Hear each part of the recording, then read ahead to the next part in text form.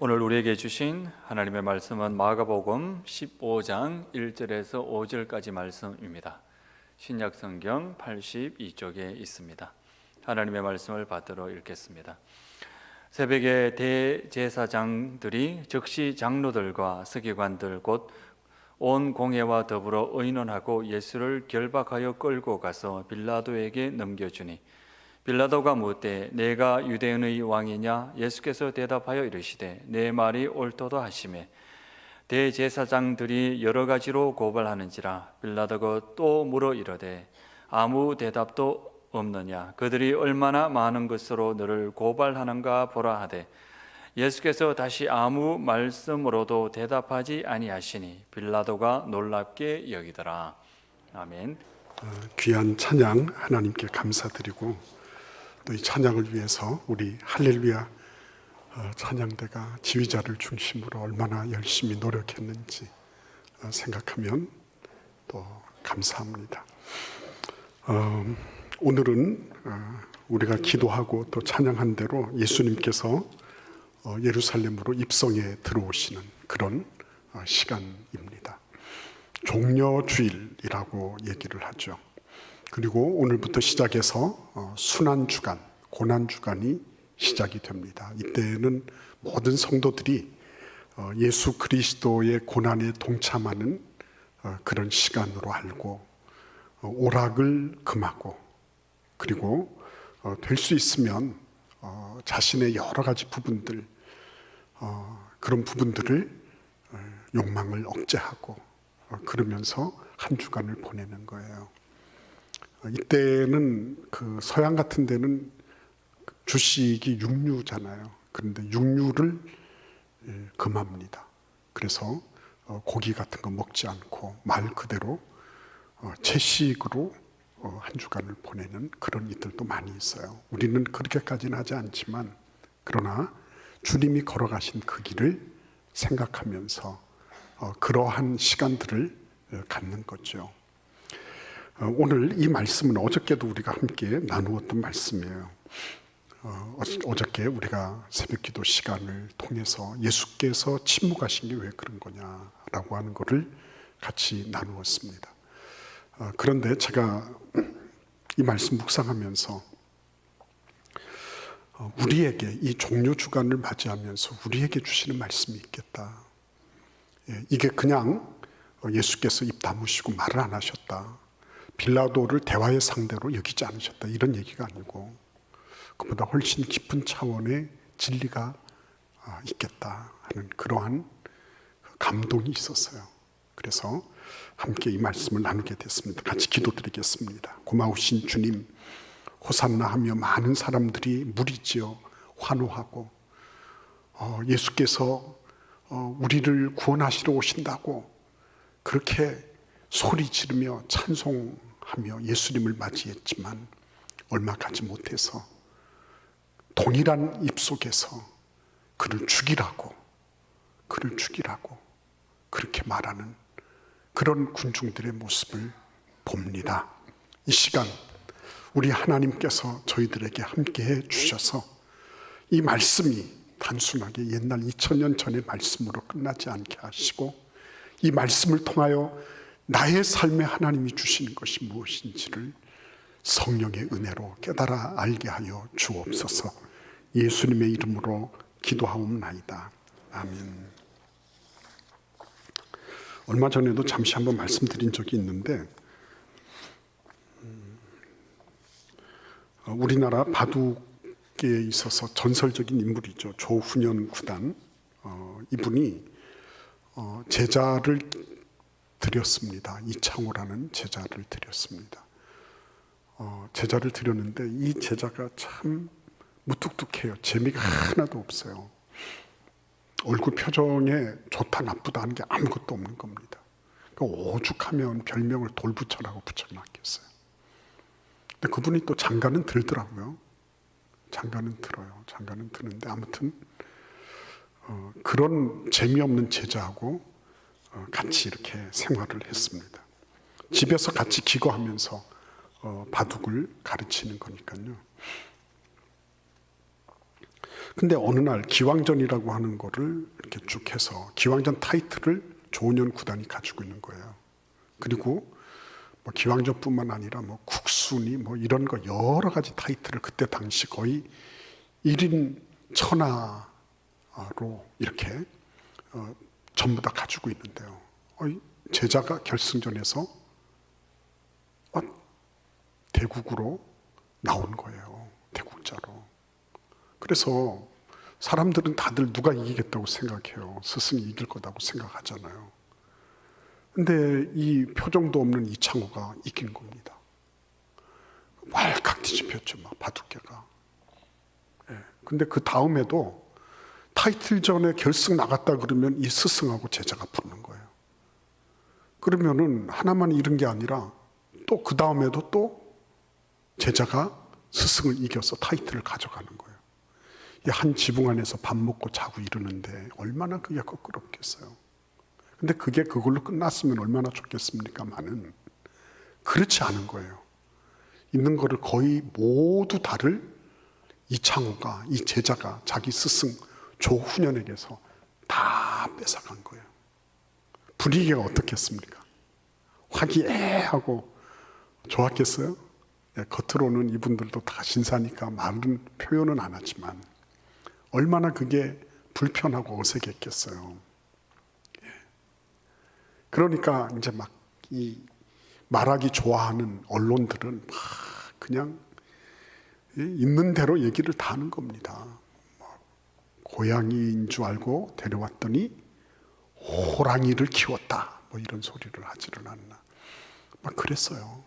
그러니까 이 스승의 마음에는 제자가 이겨줘서 참 좋기는 좋아도 그래서 자기 나름으로는 마음을 다스리기 위해 애를 씁니다.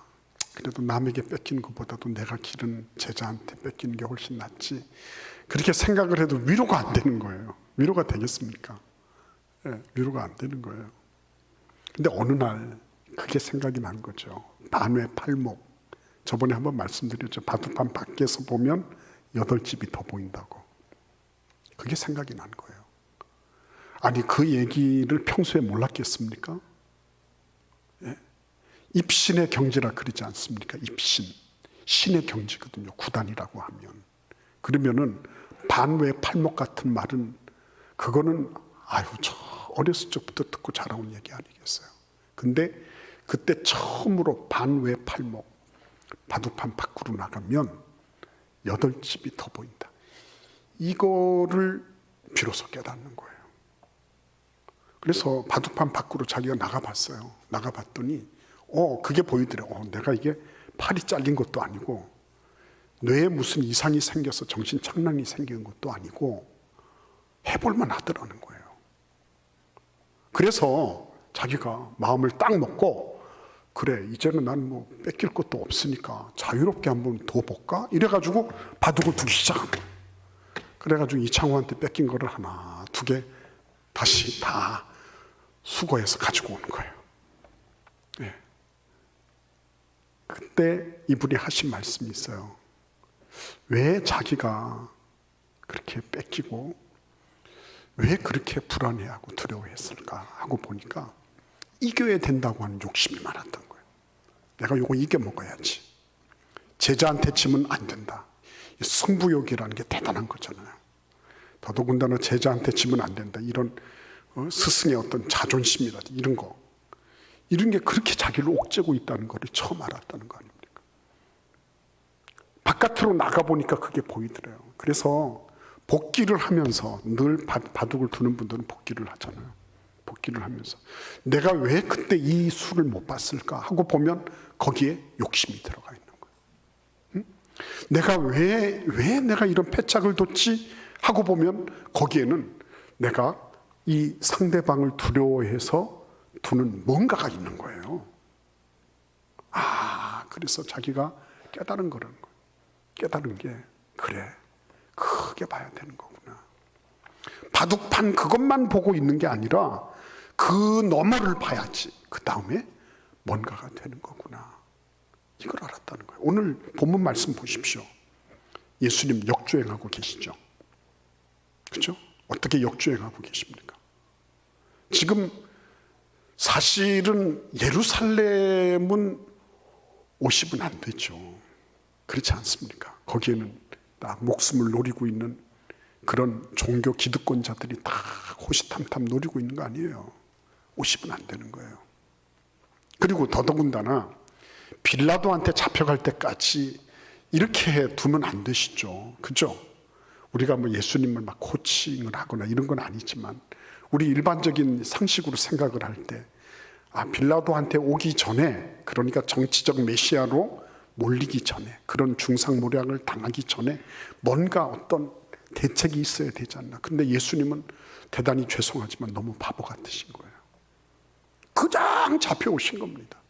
그리고 빌라도가 내가 유대인의 왕이 맞냐, 이 얘기는 뭐냐면 대제사장들과 서기관들, 장로들의 무리가 예수님을 죽이려고 하면 자기들이 죽일 수 있는 권한이 없었던 거예요.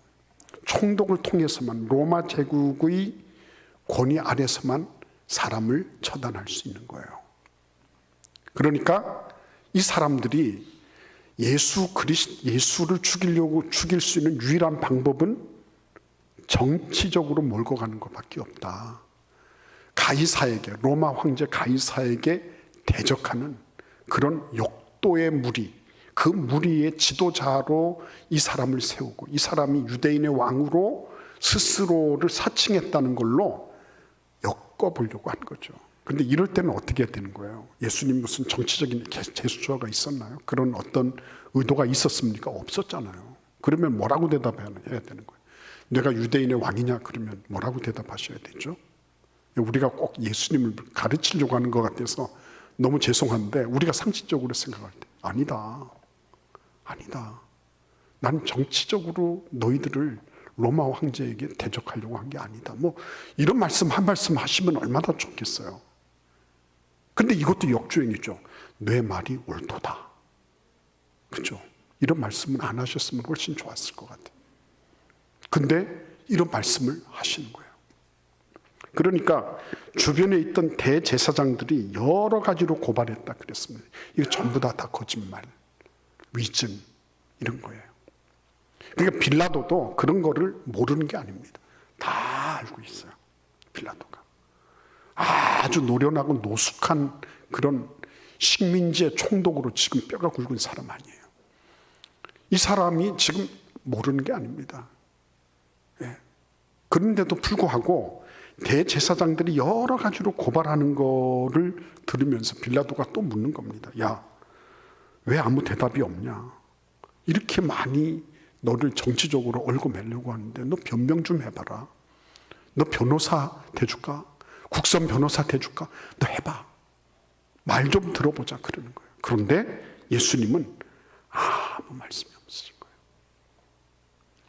아니 지금 예루살렘 들어오시면 안 되죠. 목숨을 부지하시려면 안 돼요. 그리고 지금 빌라도 앞에까지 가신 것만 해도 문제예요. 그런데 지금 빌라도가 나름으로는 뭐예요? 기회를 예수님께 드리려고 나름으로는 변명거리를 만들어 보고자 계속 물어보는데 예수님은 이때도 말씀이 없으신 거예요. 완전히. 그러니까 빌라도가 뭐라 그랬어요? 놀랍게 여겼다 그랬습니다. 아니 내가 질문을 했으면 답변을 해야지. 나를 이렇게 무시할 수 있느냐? 경로했다든지 무시를 당해서 불쾌했다든지 이런 말이 아니에요. 여기서 뭐라고요? 놀랍게 여겼다. 이 예수님이 하시는 이런 것들을 보면서 빌라도는 그걸 보고 마음속으로 깊은 충격을 받은 거예요. 어떻게 이럴 수 있을까 인간이? 응? 사람이라면 틀림없이 자기에 대해서 억울한 거, 그죠? 내가 부당하게 대우받는 거, 이런 거에 대해서 뭔가 자기를 변명을 하고 혹은 자기의 정당성을 주장하고 그래야 될 거 아니에요. 근데 그렇게 하지 않으시는 거예요, 예수님이. 그러니까 빌라도는 뭐 어떤 분노의 감정이나 무시당한 감정 아니면 뭐 자존심이 상했다든지 이런 거가 아니라 예수님을 바라보면서 놀라워했다. 어떻게 저럴 수 있을까? 마음속으로 깊은 충격과 더불어서 그는 뭔가 말할 수 없는 신비한 그런 느낌, 그런 거를 가질 수밖에 없었다. 그렇게 말하고 있는 거예요. 자, 그러면 예수님이 이렇게 하신 이유가 어디 있을까요? 다시 한번 예수님은 계속 거꾸로 가시네. 그죠? 계속 거꾸로 가시는 거예요. 왜 침묵으로 들어가셨어요? 예수님이 말씀이신데. 말씀이 육신이 되어 우리 가운데 거하셨는데 왜 예수님이 입을 다무시고 말씀을 안 하시냐는 거예요. 왜 말씀하시면 12영이나 더 되는 천사들 다 불러오실 수 있어요. 한 영이 6천이니까요. 7만 2천의 천사들이 왔다 그러면 이 지구는 완전히 이건 뒤집어지는 거예요. 예수님이 무리를 동원하실 수가 없겠어요? 예수님이 배반한 제자들에 대해서 뭐 어떻게 그들의 마음을 움직일 수 있는 뭐가 없었겠습니까? 온 천지와 만유를 말씀 한마디로 주재하시는 그분이 뭐가 부족해서 말씀을 안 하시겠어요? 뭐가 부족해서? 근데 지금 예수님은 입을 딱 다무시고 말씀이신 그 예수님이 말씀을 안 하시는 거예요. 이거는 이 장면을 연상하게 하는 거예요. 다시 한번 우리 창세기 1장을 가겠습니다. 1장 2절 말씀을 읽어보도록 하겠습니다. 창세기 1장 2절입니다. 함께 읽겠습니다. 땅이 혼돈하고 공허하며 흑암이 깊음 위에 있고 하나님의 영은 수면 위에 운행하시느라. 이거 자꾸만 혼돈하는 분이 있어요. 그 하나님이 창조하실 때 땅도 있었고 뭐도 있었고 이런데 그렇지 않아요. 하나님이 창조하실 때는 그거를 뭐라 그러냐면 무에서 창조하셨다 이렇게 말합니다. 무에서의 창조예요. 그러니까 여기에서 땅이라고 하는 건 원래 땅이 있었는데 라는 얘기가 아니라 그 땅, 정관사가 빠져 있는 거예요. 그 땅이라고 하는 거는 하나님의 모든 피조세계, 하나님이 우주 만물을 창조하시는 가운데 그 땅, 그러니까 우리가 지금 살고 있는 이 지구상에 있는 것을 가리키시는 말씀이에요. 그러니까 하나님이 창조하실 때 무엇이 있었다 이게 아니고 뭐라고요? 하나님께서 그 땅으로 이렇게 딱 좁혔을 때 그 땅의 상황이 이와 같았다는 거예요. 혼돈하고 공허하며 흑암이 깊음 위에 있었다 그랬습니다. 이때에는 뭐가 있었다고요? 혼돈, 흑암, 공허가 있었다 하는 거예요. 물체나 물질이나 이런 것이 아니었어요. 그러나 그 자체적으로 보면 혼돈하고 공허하고 흑암, 캄캄한 흑암, 이거는 밝고 어둡고 하는 문제가 아니라 근본적인 암흑을 가리키는 거예요. 그런 상황이었다는 거죠. 그런데 그 상황이 어떻게 바뀌죠? 3절을 읽어보겠습니다. 하나님이 이르시되 빛이 있으라 하시니 빛이 있었고, 뭐가 달라진 거예요? 하나님이 이르시되, 하나님이 말씀을 하심으로 그 다음부터 뭐가 있었어요? 빛이 있었고 그 다음부터는 뭐가 있었어요? 모든 창조의 질서를 따라 순서를 따라 모든 창조 세계가 이루어졌다 이렇게 말씀하고 계신 거예요. 그러니까 말씀이신 예수께서 말씀을 하지 않으시고 침묵하신다는 건 뭐예요? 다시 3절에 계시던 예수님이 2절로 가신 것처럼 그렇게 보이는 거죠. 역주행하신 거예요. 오늘 제목을 역주행이라고 그렇게 할 뻔했어요. 역주행하신 거예요. 왜 역주행하신 거예요? 말씀이 없는 인생의 모습이 바로 이와 같으니까. 혼돈하고 공허하고 그리고 흑암 속에 있으니까 그런 거예요. 말씀의 지배를 받지 않는 사람들, 그 사람이 누구인지 우리는 알 수가 없어요. 특정할 수 없어요. 그러나 그 사람이 누구든지 간에 말씀의 지배가 없으면 혼돈하고 공허하고 그리고 흑암이에요. 예수님은 그 자리로 두벅두벅 들어가셔서 죄인이 있는 그 자리, 말씀이 없는 그 자리. 그래서 여러분 저는 늘 보면 개혁하고 혁신하고 뭐 바꾸고 이런 얘기를 저는 날 때부터 들은 것 같아요. 그리고 지금도 계속 듣고 있어요. 뭐 교회도 개혁하자 그러고. 아니 그렇게 수없이 개혁했는데 왜 또 개혁을 해요? 불완전하다는 거 아닙니까? 왜 불완전할까요, 여러분? 오늘 이 말씀 가지고 딱 들여다보면 나오잖아요. 그게 하나님의 말씀의 지배에 있지 않으니까, 그러니까 늘 바꾸고 늘 고쳐도 그래도 또 고쳐야 되는 거예요. 혼돈하고 공허하고 캄캄한 거예요. 자기들끼리는 뭐 잘한다 그래도 얼마 오래 가지 못해요. 오래 가지 못합니다. 이유는 어디에 있어요? 하나님의 말씀이 집에 있지 않으니까. 그러니까 여러분, 우리는 이 고난 주간을 거치면서 맞이하면서, 아, 그렇습니다. 하나님, 내가 혼돈과 흑암과 공허의 자리에 내가 있었습니다. 그게 고백하는 게 신앙의 출발입니다. 나는 말씀 없이 살았습니다. 나는 말씀을 안다고 했지만 그거를 내 삶에 적용하고 그것을 온 몸으로 영접해서 그대로 살아내는 것에 부족했던 존재입니다. 그래서 내 삶은 공허하고 그리고 혼돈하고 그리고 흑암이었습니다. 이걸 고백하면서 시작하는 거예요, 고난주간은. 예수님께서 우리의 모든 연약함을 체험하셨어요. 그래서 그 모든 것들을 체험하시면서 깊이 동정하게 하신 거예요. 동정하신 거죠. 그 연약한 자리를 예수님은 회피하지 않으셨습니다. 야, 그거는 부족한 너희들이 하는 거야. 응? 지지리도 못난 너희들이 다 하는 거야 하시고, 그 흑암과 공허와 그리고 혼돈의 자리를 마다하지 않으신 겁니다. 그리고 그 자리로 들어가시고 입 딱 다물고 계시니까 어때요? 빌라도는 그것처럼 좋은 게 없죠. 왜요? 이게 묵비권을 행사한다는 거는 아무 소리 안 한다는 건데, 그러면은 판결하는 사람 마음대로 할 수 있다는 거 아니에요? 빌라도는 그것처럼 좋은 조건이 없죠. 마음대로 하십시오가 된 거죠. 빌라도는 정말 그렇게 합니다. 예수님이 그걸 모르실 리가 없죠. 다 아셨어요.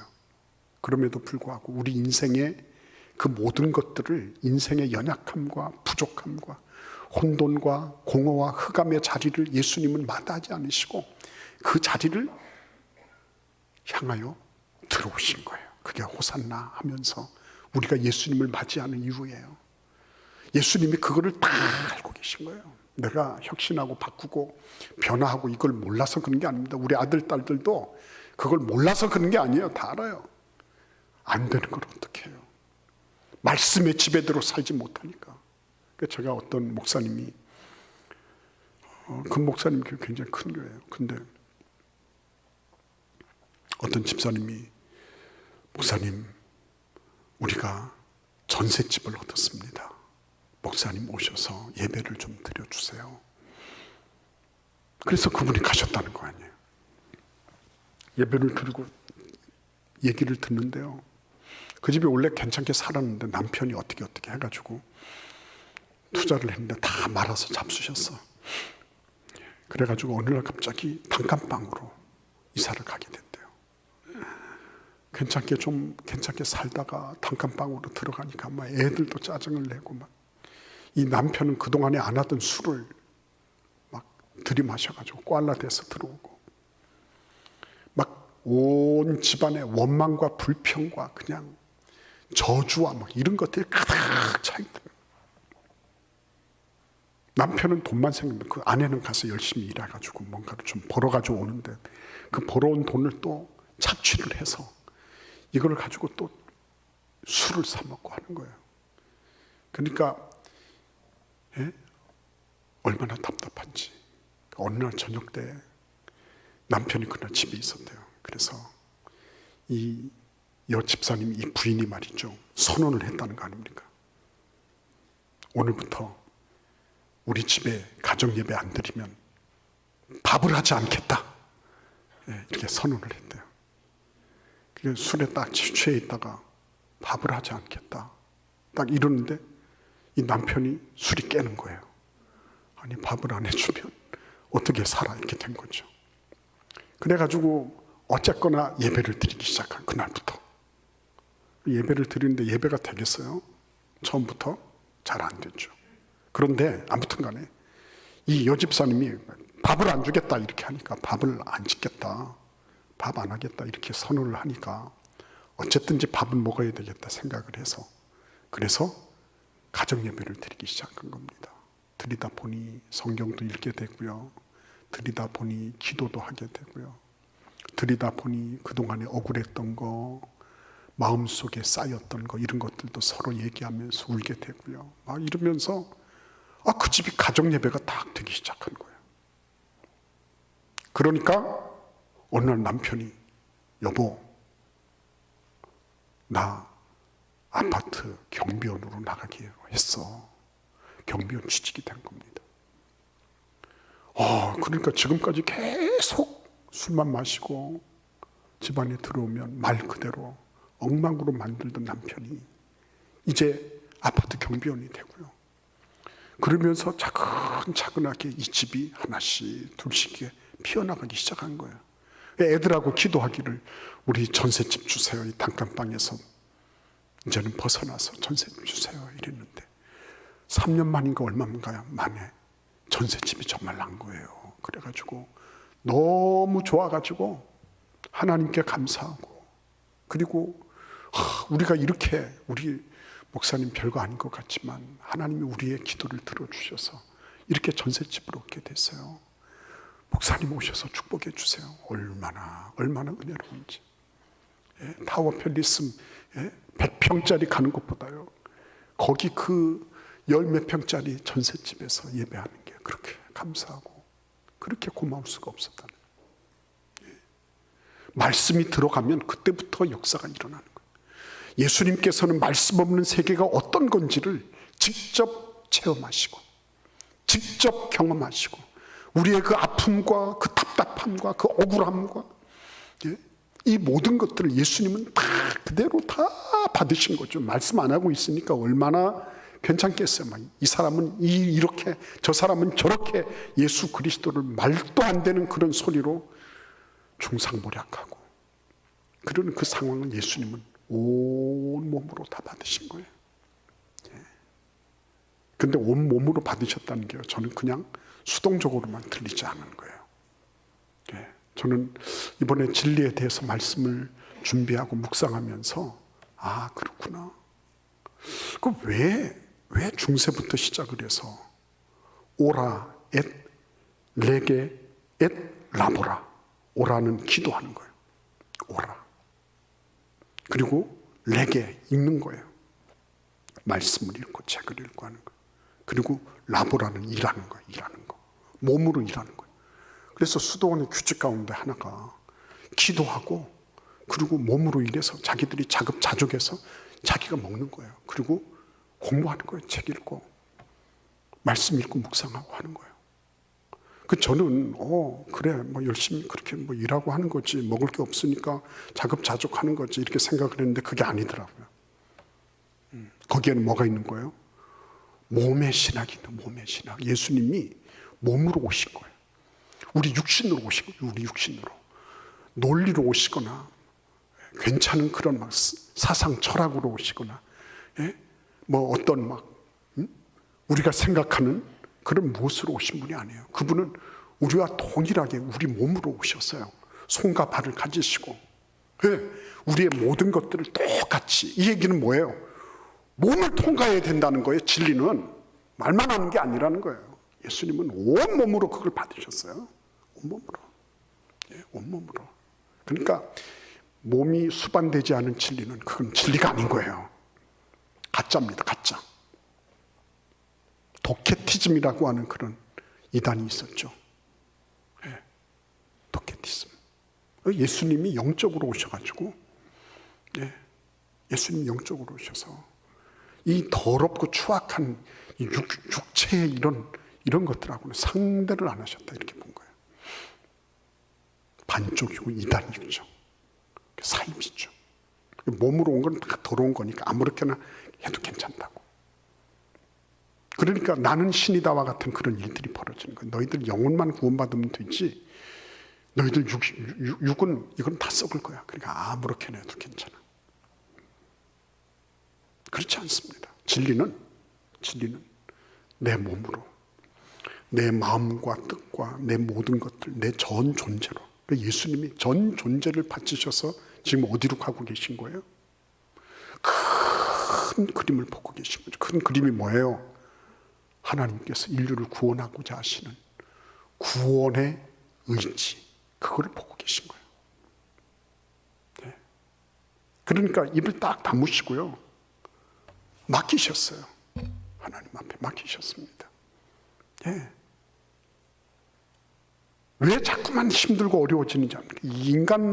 인간 세상에서 자꾸 어렵고 힘들어지는 이유는 뭐예요? 큰 그림을 못 보니까. 바둑판 그것만 보고 있으니까 힘든 거예요. 멀리 떨어져 보면 그거 별거 아닌 건데. 멀리 떨어져 보면 내가 지금 굉장히 불리하고 내가 지금 굉장히 죽을 것 같고 이래도 8집이나 더 얻었는데 8집이나 더 있는 게 보이는 거예요. 8집만 보이겠습니까? 예수 그리스도는 하나님의 승리를 보고 있는 거예요. 진리의 승리를 보고 계신 거예요. 전 인류의 구원을 보고 계신 거예요. 8집만 보고 있는 게 아닙니다. 작게 보니까 이거 아니면 안 될 것 같고, 작게 보니까 이제 실패니까 끝났구나 싶고요. 그런 게 되는 거죠. 그래 작게 보면 작게 볼수록 사람이 자꾸만 적어지는 거예요. 작아지고. 근데 예수님은 크게 보시는 거죠. 빌라도가 뭐라고 하던, 인간들이 뭐라고 자기를 중상모략을 하건 별로 예수님은 큰 뭐가 없어요. 너희들 내가 다 부활해서 너희들 다 손본다 이렇게 하지도 않으세요. 위협도 협박도 하지 않으셨어요. 그냥 있는 그대로를 다 받으셔도 예수님께서는 평안을 잃지 않으십니다. 여러분, 그래서 여러분 참 귀한 게 뭐냐면 예수께서 이렇게 침묵하심으로 결국 뭘 얻으신 거예요? 우리가 말씀의 시련으로 말미암는 어마어마한 열매를 얻게 됐다는 것을 예수님은 우리에게 증거하기를 원하시는 거예요. 결국 말씀이 이기거든요. 하나님의 뜻이 결국은 이기는 거거든요. 하나님의 뜻대로 그냥 가시는 거죠. 그냥 가는 겁니다. 말할 수 없는 주님의 은혜에 감사하면서 쭉 가는 거예요. 지금 당장에 보면 목숨을 잃는 거예요. 당장에 보면 저 사람 참 허망하게 죽었다, 개죽음했다 이렇게 싶어요.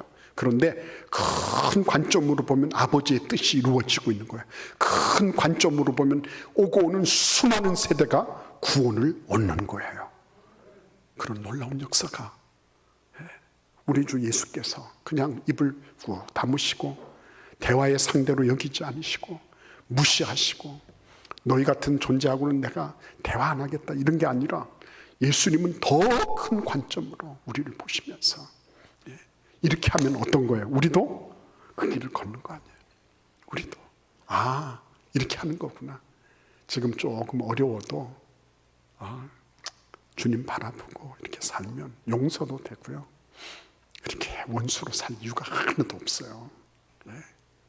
용서하고 그래 그렇구나. 고개 끄덕이고 그래 그럴 수 있어. 도닥도닥 해주고 얼마나 그게 감사한 일이에요. 예수께서 이렇게 우리들의 삶 속에 위대한 역사를 이루셨습니다. 인도네시아에 그 밀림이 굉장히 울창하거든요.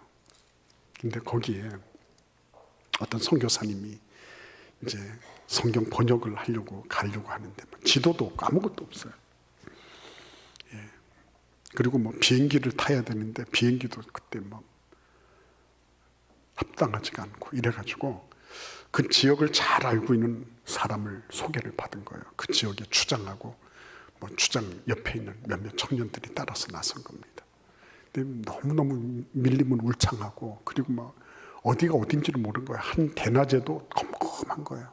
근데 기가 막히게도 이 주장은 잘하는 겁니다. 그래서 이렇게 저렇게 가는 거예요. 한참을 가도 안 나와. 그러니까 이 선교사님 마음속에 의심이 들기 시작하는 거예요. 이거 혹시나 이렇게 가다가 나를 어떻게 바베큐해서 먹으려고 하나. 두려움도 생기고 의심도 생기고요. 그래가지고 자꾸만 불안한 거예요. 가다가 물은 겁니다. 이 길이 맞냐고. 맞대요. 그래서 또 가는데 안 나와. 또 세워서 또 묻는 거예요. 여기가 맞냐고. 나중에 이 주장이 화가 나가지고 얘기하더래요. 내가 길이라고. 내가 길이니까 아무 소리 하지 마. 따라오라고. 말이 맞아요? 틀려요? 주장이 유일하게 그 길을 아는 사람인데 내가 길이니까 따라오라 그러는데 할 말이 없더래요. 그래서 꾹 참고 갔는데 진짜 그 마을이 나오긴 나오더래요. 그래서 살았대요. 예수님이요, 우리의 모든 것을 다 체험하셨어요. 다 체험하셨어요. 심지어는 저 밑바닥에 저 무덤 아래까지 다 내려가셨어요. 예수님이 체험하지 않으신 게 없어요. 근데 그분이 우리를 보시고 그런 거예요. 걱정하지 마. 내가 흑암과 공허와 혼돈의 그 지역에서도, 그곳에서도 내가 다 나왔어. 하나님의 말씀대로, 구원하고자 하시는 하나님의 그 의지대로 내가 그냥 다 맡겨드렸어. 그랬더니 하나님께서 나를 살려주셨잖아. 그냥 내가 길이니까 나 딱 손잡고 따라 나와. 우리에게 그렇게 말씀하시는 거예요. 이번에 이 고난주간에 예수님 손 딱 잡고 그냥 가는 거예요. 그죠? 여기가 맞아? 이게 맞는겨? 잘 모르잖아요, 어디가 어딘지. 그런데 예수님은 알고 계신 겁니다. 그분 손 꼭 붙잡고 이번 고난주간에 우리가 믿음으로 한 걸음 한 걸음 전진하는 축복이 있기를 기원합니다. 아버지, 감사합니다. 이 고난주간 우리의 연약함을 다 체험하시면서 가장 아름답게 이끄시는 길이요 진리요 생명 되신 예수님을 우리가 의지하며 살아가게 하여 주옵소서. 예수님의 이름으로 감사하며 기도하옵나이다. 아멘.